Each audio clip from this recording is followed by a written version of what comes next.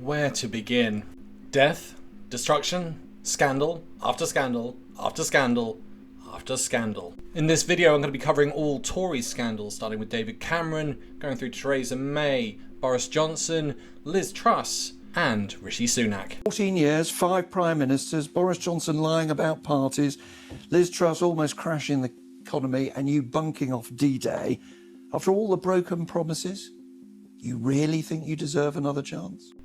Let's get straight into it with David Cameron and all of his controversies. The Prime Minister was challenged today to explain the logic behind hiring a photographer on taxpayers' money to take pictures of him while cutting 500,000 other public service jobs. So the Home Secretary has admitted defeat over her controversial go-home advertising vans aimed at illegal immigrants. Theresa May told MPs the poster campaign was too much of a blunt instrument and would not be rolled out nationwide as originally planned. Fury filtered through social media yesterday after Downing Street digitally added a poppy to this photograph of David Cameron. Multi-millions but can't afford a poppy for £1. Anyway, let's get on to Cameron's decision to hold an EU referendum. I'm not paying that bill on the 1st of December. If people think they got another thing coming. £100 billion. That's what Bloomberg Economics suggests that Brexit is costing the UK each year in lost output. And that covers everything from business investment to the ability to hire workers. And we would have gone on to the broad, sunlit uplands that are awaiting us. The report suggests that GDP, gross domestic product, is 4% smaller than it might have been if Britain had stayed in the EU. It is a good deal, it's the only deal, and I believe it is the right deal in offering certainty for this country. And leaving the single market is thought to have hit the economy faster than many forecasters expected. Next, business investments. That's grown 19% less than the G7 average, with Brexit uncertainty getting most of the blame.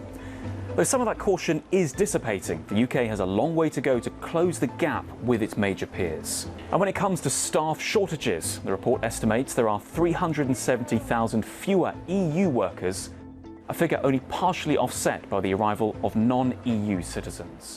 And Brexit damage didn't end there. Here are 2 Brexiteers who worked in the Leave EU campaign telling you how it was completely illegal and corrupt. What is your key allegation of Vote Leave controlling the money that was being sent by this smaller group, Believe, to a company in Canada? So according to electoral law, you cannot coordinate between 2 different campaign groups, and you have spending limits. Spending limits keep elections and campaigns and referendums fair.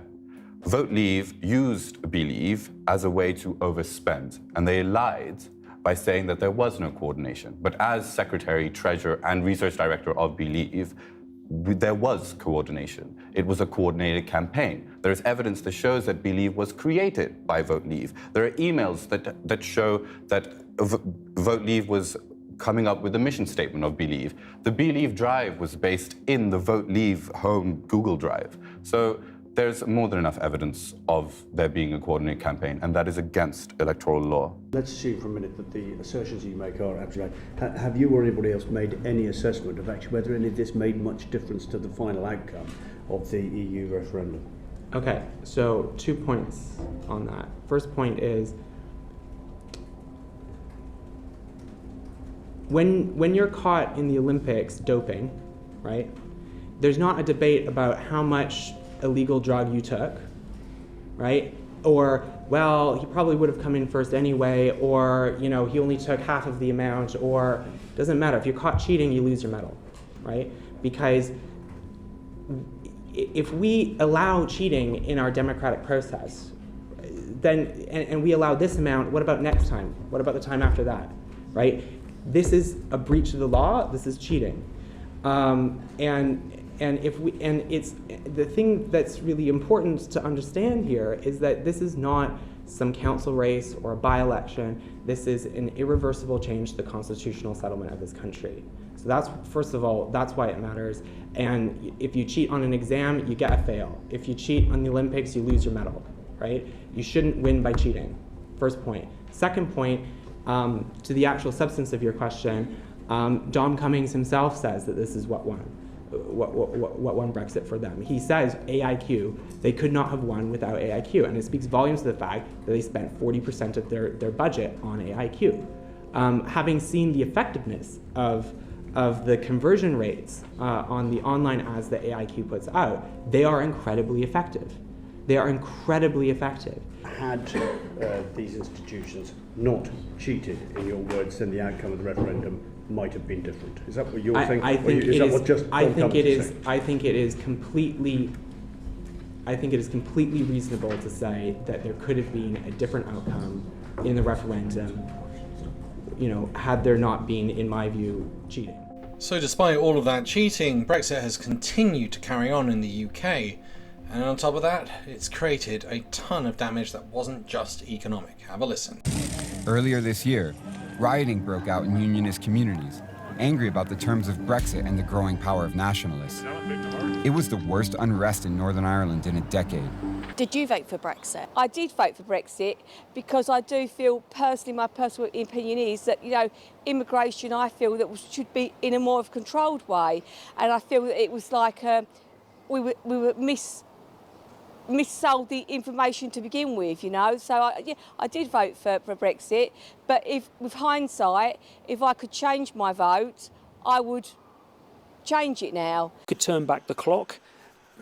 I think certainly the majority of Honda people would probably not, if they did, vote to leave because they would see it as basically damaging their future. I'm not sure we wanted to be out of Europe because we all want to trade with our neighbours. Why wouldn't you?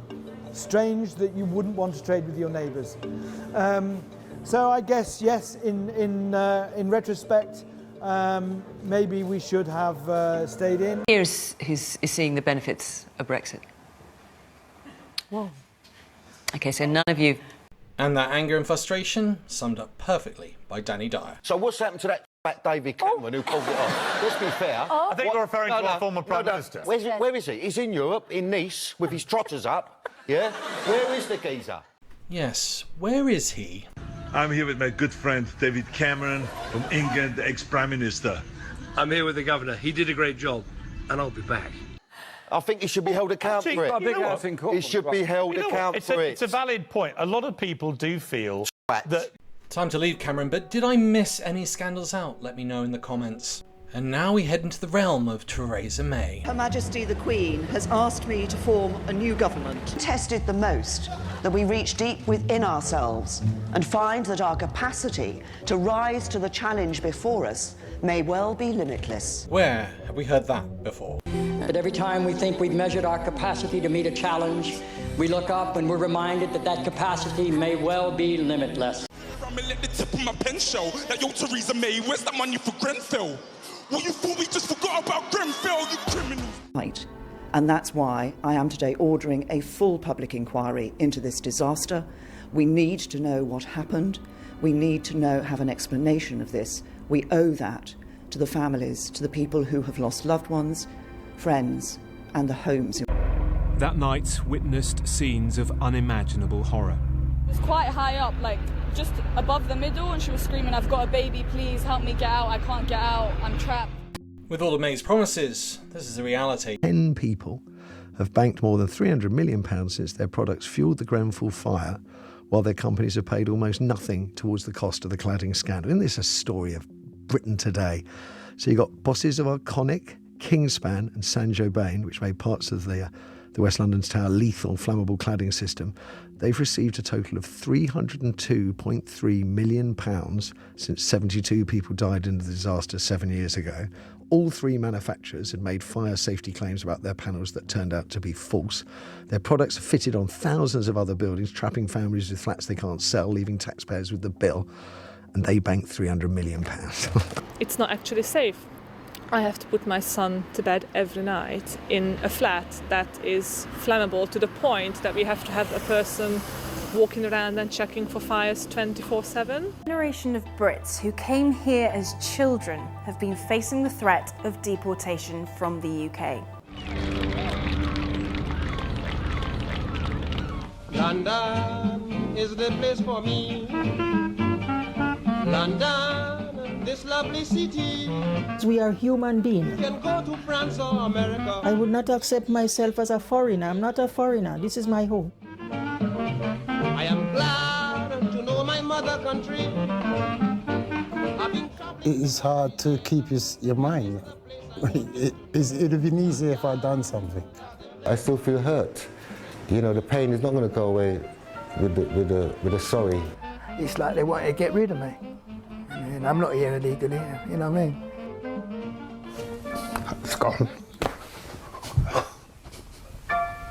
I was going to miss my daughter's wedding, but what can I do? I couldn't do nothing. I just had to accept it. These people worked here for decades. They paid their taxes, enriched our culture. They are British in all but legal status, and this should never have been allowed to happen. What's the naughtiest thing you ever did? Oh, goodness me. Well, I suppose the... gosh, do you know, I'm not quite sure. Well, there must have been a moment. Nobody's ever perfectly behaved, are they? I mean, you know, I have to confess, when me and my friends sort of used to run through the fields of wheat, the farmers weren't too pleased about that. Then we come to the end of Theresa May, and we come to the beginnings of Boris Johnson, and the scandals seem to go on to steroids. Do not underestimate the deep sense of personal responsibility I feel for Brexit and for everything that has happened. Do not underestimate how much I care about this. I think it's very, very important that you should recognise that Russian attempts to interfere in our elections and our referendums, whatever they may have not been successful.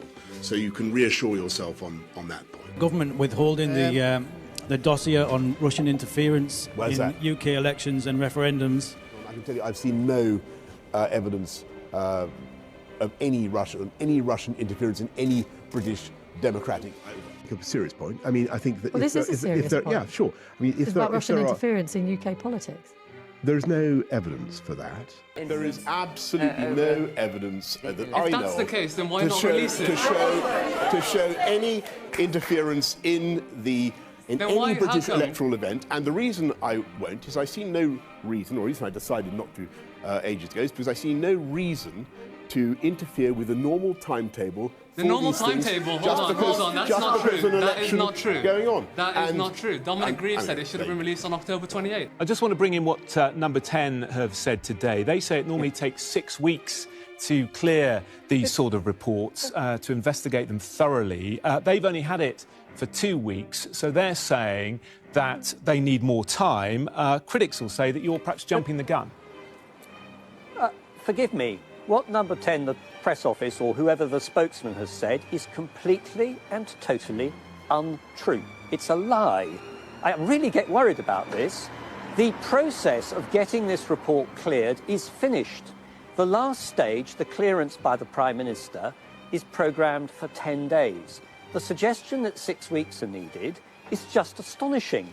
I really begin to worry about what the Number 10 spokesmen are saying nowadays.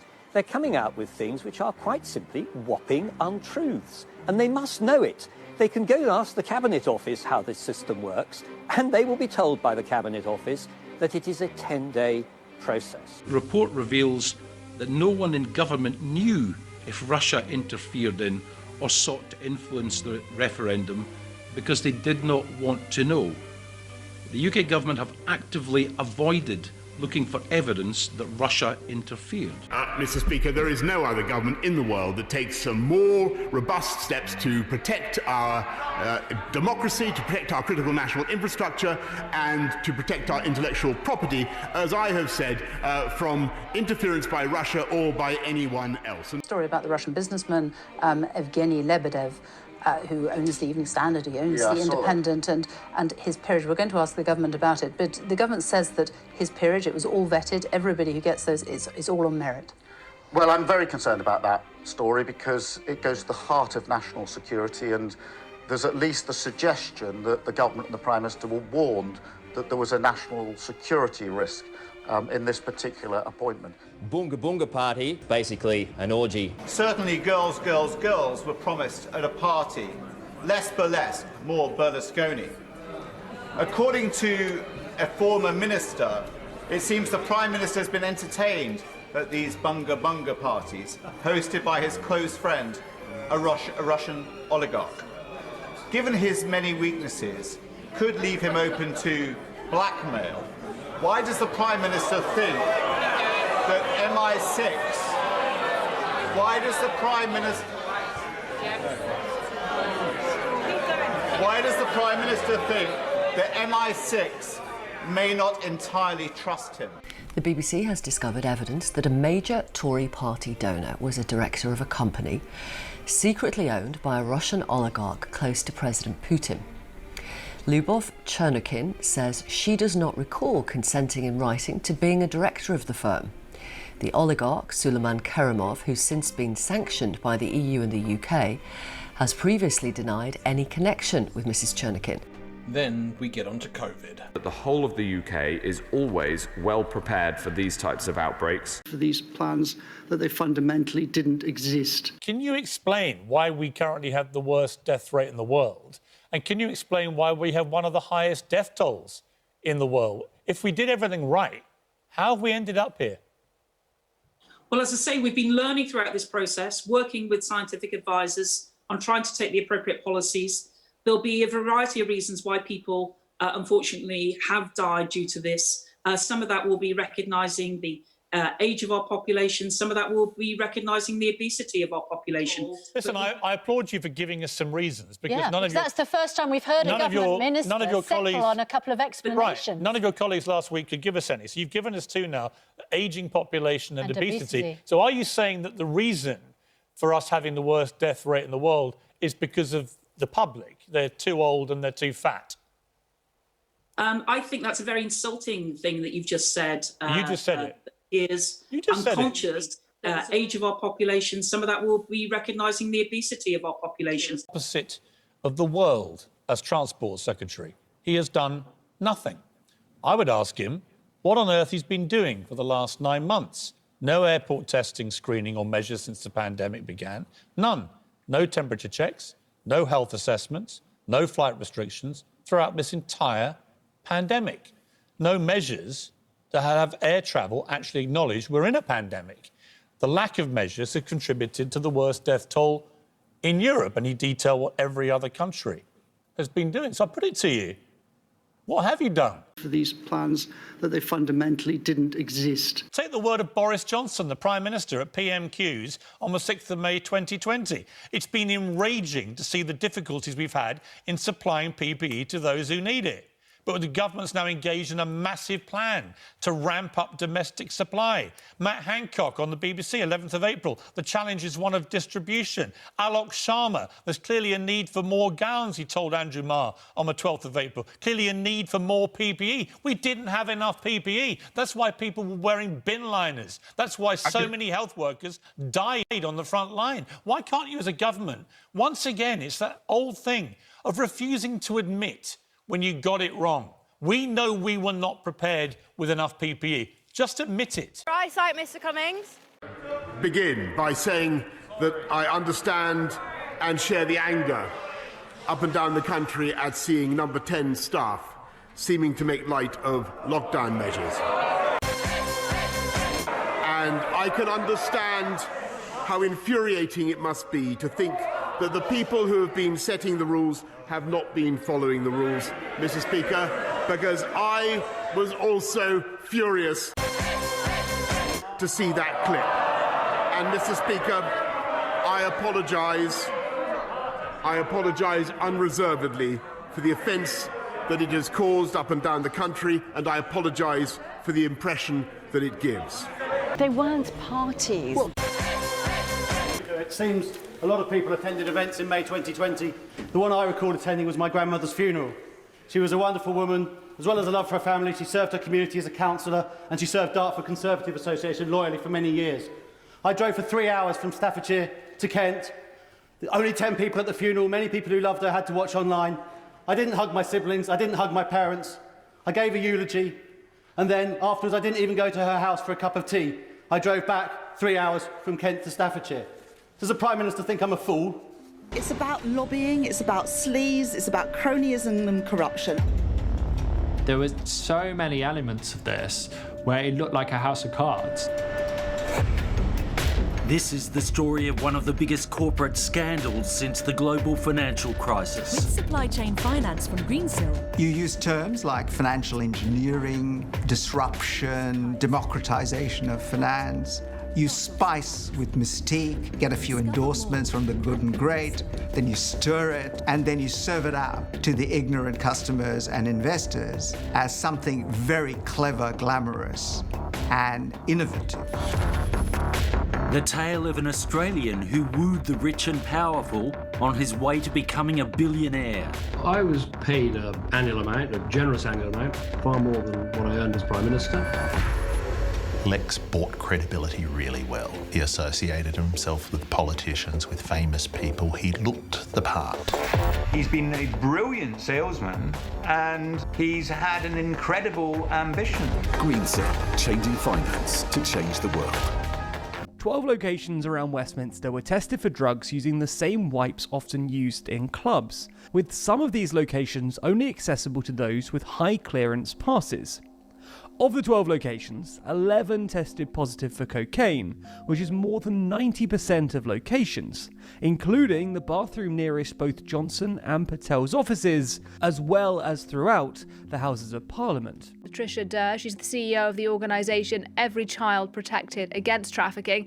Thanks very much indeed for making the time to speak to us today on France 24. Just tell us, first of all, what was your reaction when you heard this news that dozens of children were going missing in this way, while supposedly under the care of the government? 200 of the children remain missing, and only one of these is female.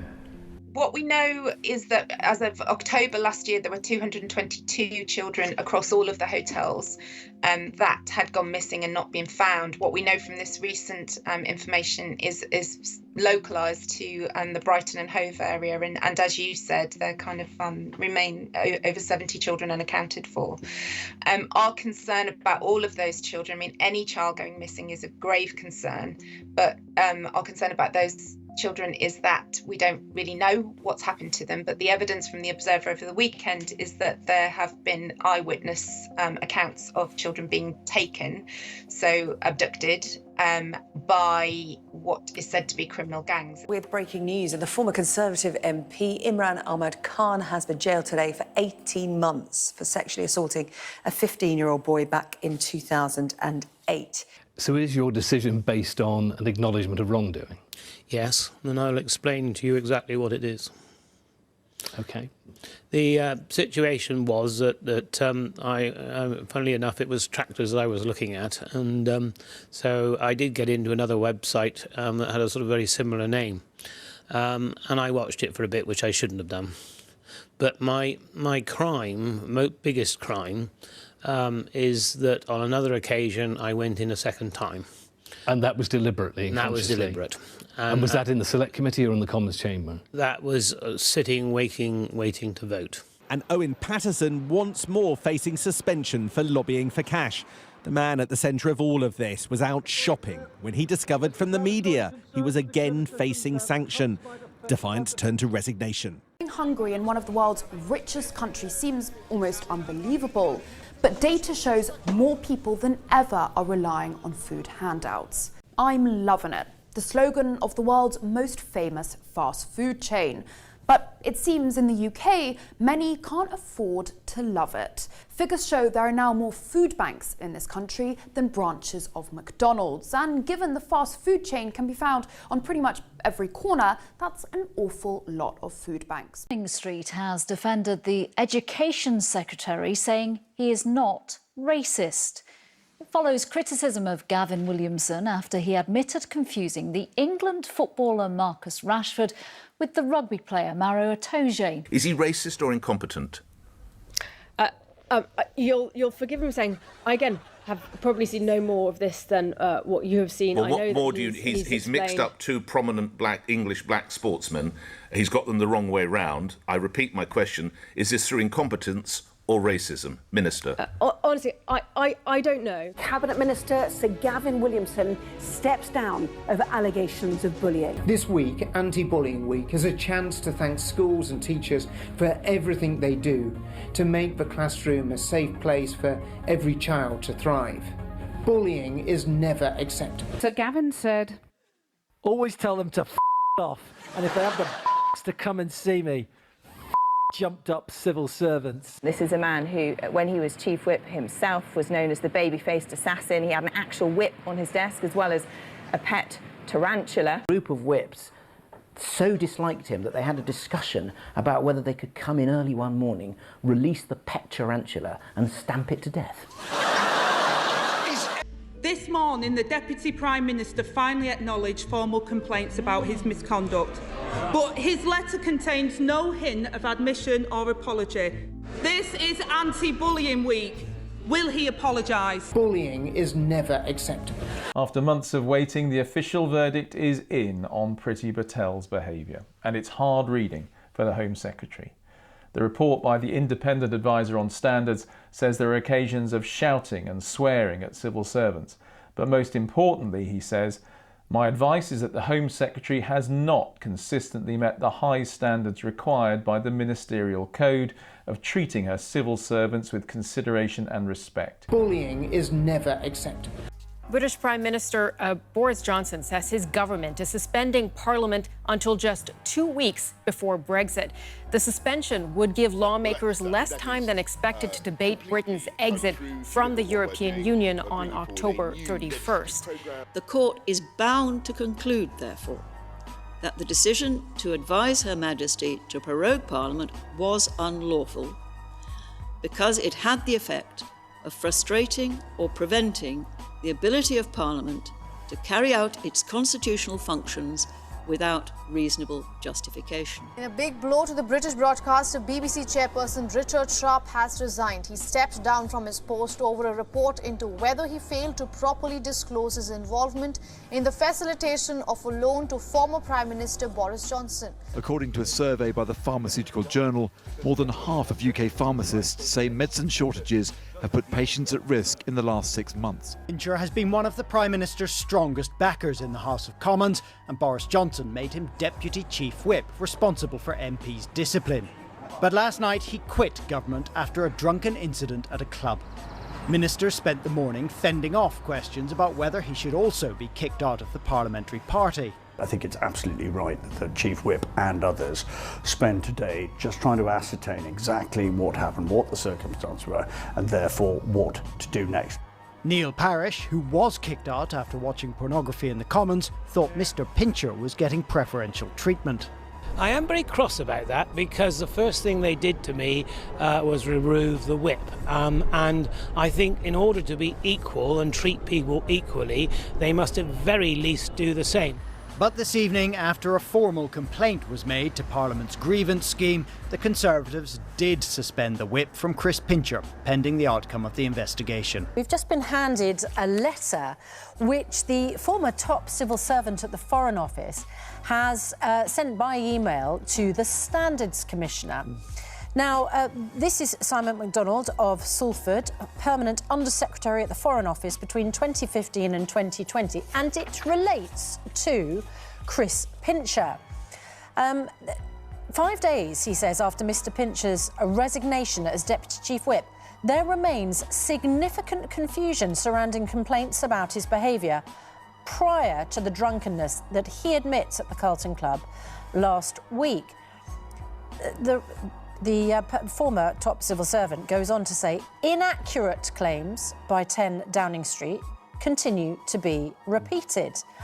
The BBC website reported that no official complaints against Mr Pincher were ever made. This is not true, says this former top civil servant, and goes on to explain that in the summer of 2019, shortly after he was appointed a foreign minister, a group of officials complained about Mr Pincher's behaviour.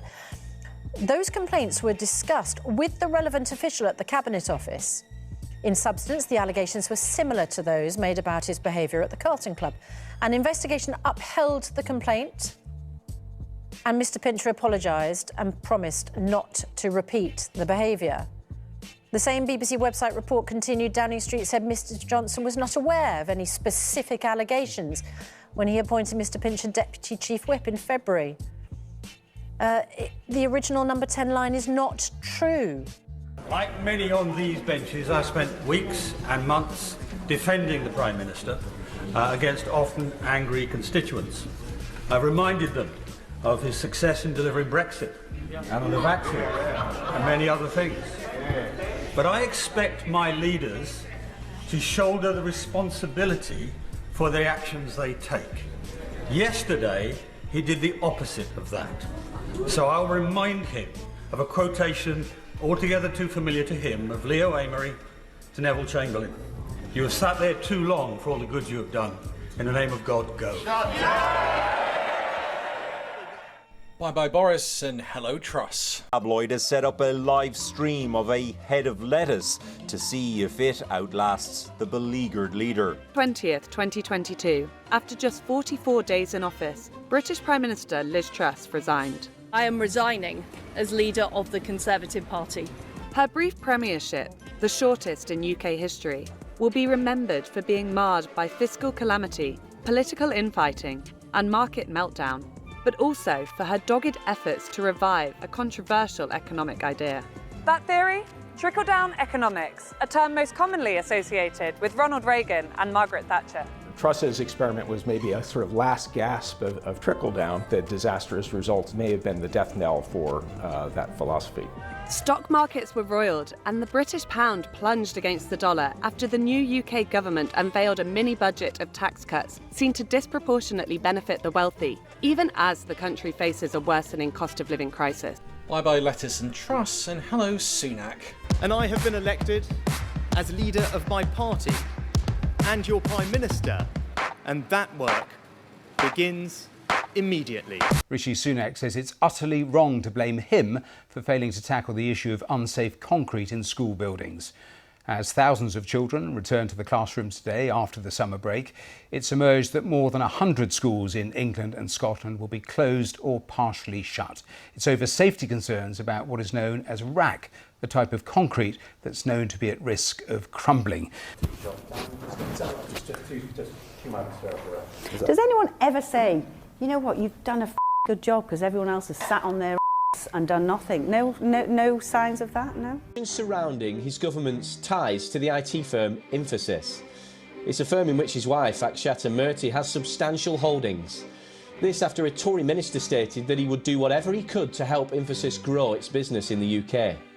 The UK's Trade Minister, Dominic Johnson, had reportedly expressed his willingness to support the growth of the company at a meeting of the company in the company's headquarters in Bengaluru offices in India.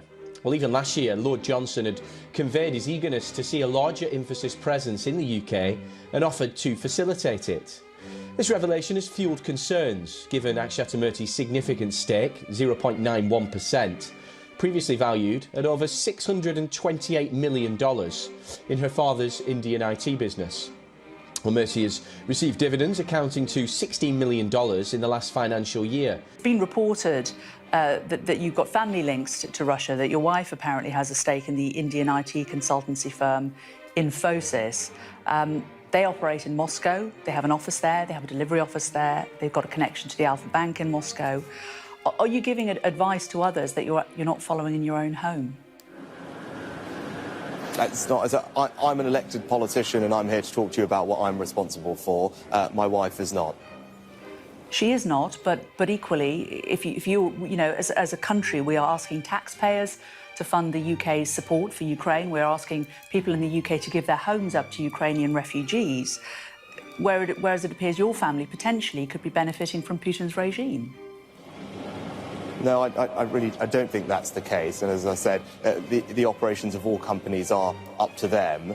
We've put in place significant sanctions, and all the companies that we're responsible for are following those, as they rightly should, sending a very strong message to Putin's aggression. Do you know if Infosys is? I have absolutely no idea, because I have nothing to do with that company. Is from the UK. And that's what we did in this case. Will you be thinking of returning any of the money? No, as I said, when someone apologises genuinely for what they've done and expresses contrition, I think that should be accepted, and that's what happened in this case. And I know Alistair won't agree with that, but well, let's give him the opportunity. Let's see if you persuaded him, Alistair. It's a fairly trite response, because that's a bit like saying, well, if Adolf Hitler had stood up and apologised, everything would have been all right. It's not, is it, Prime Minister? I don't think that's a fair comparison. Rishi Sunak's Eat Out to Help Out scheme, which means that for the month of August, meals you eat out on a Monday, Tuesday or a Wednesday will be half price and subsidised by the Treasury. And people were queuing down the street to get into the most popular restaurants in London. What was the CTF's view on the Eat Out to Help Out scheme?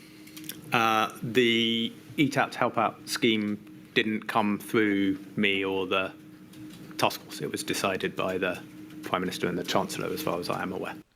So the COVID task force, by August, had been in place. It had been formally announced in June, but you'd been operational since May. You were the single body tasked with synthesising the policy and strategy for responding to the virus and giving advice to government on how it should be responded to.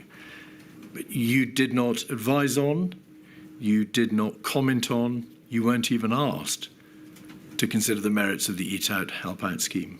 That is correct. Expanding, widening gambling scandal that seems to be destabilising the Tory party, to say the least. And so we found out since, was it last week, week before last, kicked off with Craig Williams, the Prime Minister's personal private secretary, parliamentary secretary. Then we learned that one of the Prime Minister's coppers, a police security guy, police officer, has been suspended, arrested for making a bet, or allegedly making a bet. Then Laura Saunders, the candidate for Bristol North West, was revealed to be under investigation by the Gambling Commission, and she's married to the Tory party's chief strategist, Tony Lee.